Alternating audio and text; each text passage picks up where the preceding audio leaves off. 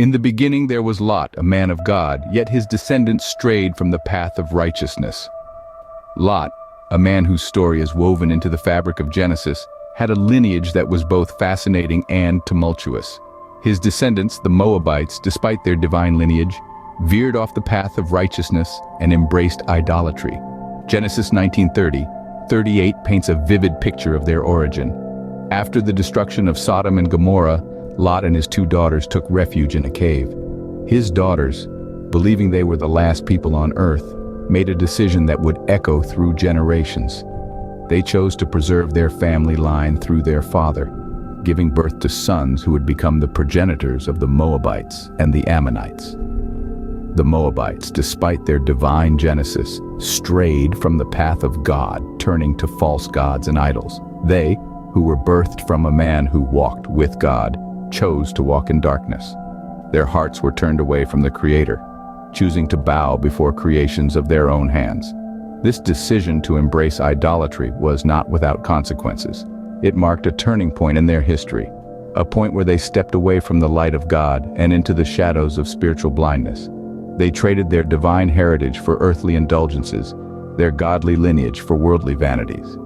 The story of the Moabites serves as a stark reminder to us that our actions and decisions have lasting impacts, not just on our lives, but on the generations that follow. It's a tale that echoes across time, a cautionary story that warns us about the dangers of turning away from God and the dire consequences it brings. Yet, even in their disobedience, the Moabites were not beyond the reach of God's grace. Their story is not just one of disobedience and idolatry, but also of redemption and hope. It reminds us that no one is beyond the reach of God's love and mercy, no matter how far they've strayed. The Moabites, descendants of Lot, chose a different path, a path that led them away from the light of God. The Moabites, once children of a man of God, succumbed to the allure of idolatry. This descent into idolatry was not a sudden plunge, but a gradual drift away from the worship of the true God. The Moabites, descendants of Lot, had every reason to remain faithful to God, yet they chose a different path, a path that led them to the worship of false gods. One such god was Chemosh, often depicted as a fish god or a god of war. The Moabites believed that Chemosh had the power to bless them with victory in battle and prosperity in times of peace. They built high places and shrines for Chemosh, offered sacrifices, and even engaged in self-mutilation to appease this god. This is well documented in the book of Numbers, chapter 21, verse 29, and reiterated in the book of Jeremiah, chapter 48, verse 7. But why did the Moabites choose this path? Why did they abandon their divine lineage to worship a false god? The answer lies in the human tendency to seek immediate gratification, to crave for visible, tangible signs of divine favor. The Moabites saw in Chemosh a god who could be manipulated through rituals and sacrifices, a god who would grant them their earthly desires. As we delve deeper into their history, we find that the Moabites didn't limit their worship to Chemosh. They were polytheistic, worshiping multiple gods and goddesses, each associated with a specific aspect of life. In their quest for security, prosperity, and power, they turned to these false gods, ignoring the one true God who had been their protector and provider. The allure of earthly desires and false gods led the Moabites astray, away from their divine lineage. They chose the path of idolatry over faithfulness to God. Their story serves as a stark reminder of the danger of prioritizing earthly desires over divine commandments, of choosing the fleeting pleasures of the world over the eternal joy that comes from obedience to God. The path of disobedience is a path of sorrow and destruction, as the Moabites soon discovered. The people of Moab, descendants of a man of God, turned their backs on their divine heritage. They chose a path of idolatry, worshiping false gods and disregarding the divine commandments given to their forefathers. This path led them straight into the arms of devastation and subjugation. The book of Judges in the Old Testament recounts the story of the Moabites' downfall. It wasn't long before their disobedience began to bear bitter fruit. The scripture in Judges chapter 3 verses 12 to 30 paints a vivid picture of their plight. The Moabites had become so engrossed in their idolatrous practices that they had completely lost sight of their divine direction. As a result, they found themselves under the oppressive rule of Eglon, the king of Moab.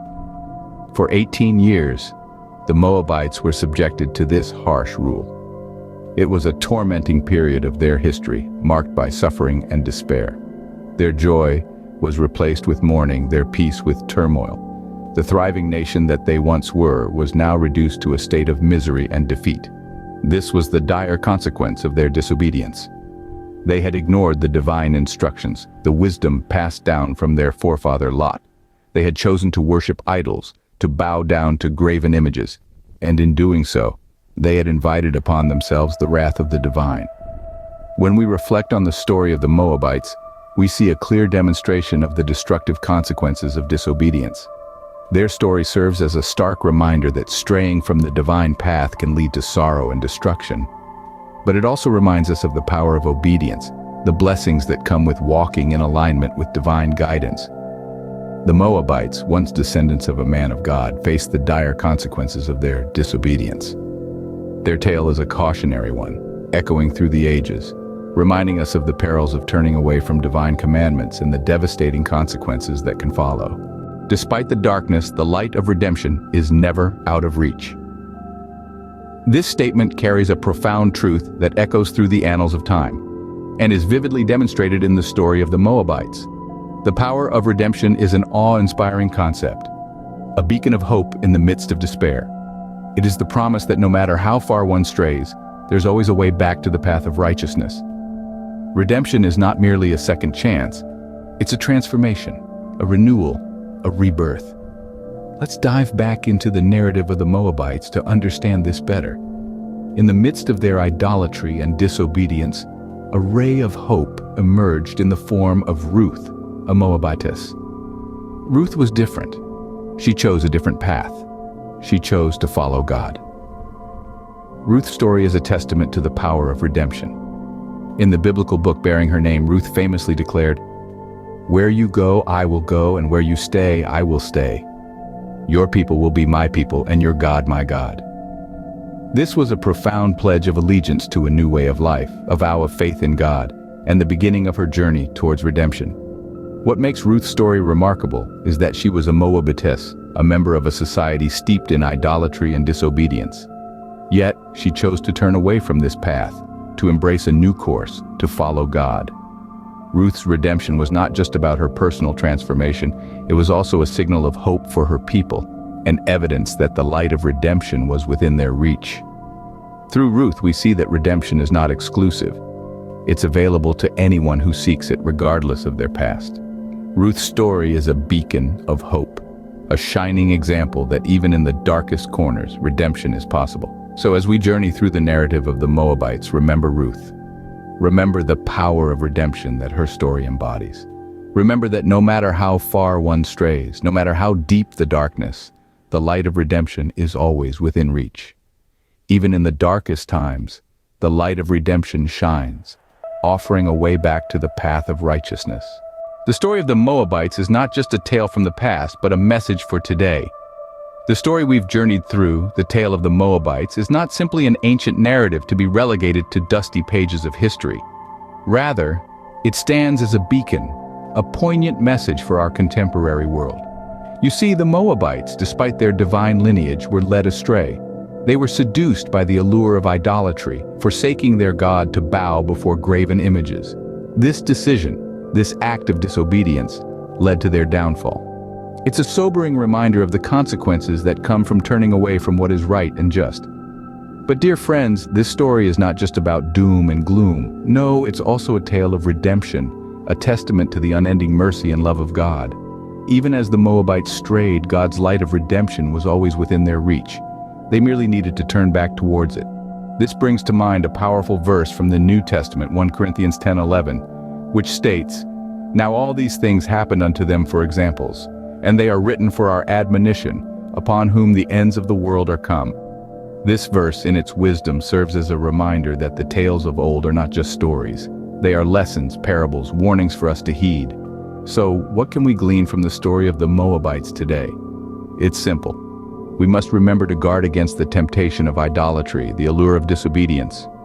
We must strive to remain steadfast in our faith, to keep our feet firmly on the path of righteousness. And when we stumble, as we are all prone to do, we must remember that the light of redemption is always within reach. Remember, the path of righteousness is always open, and the light of redemption is never out of reach.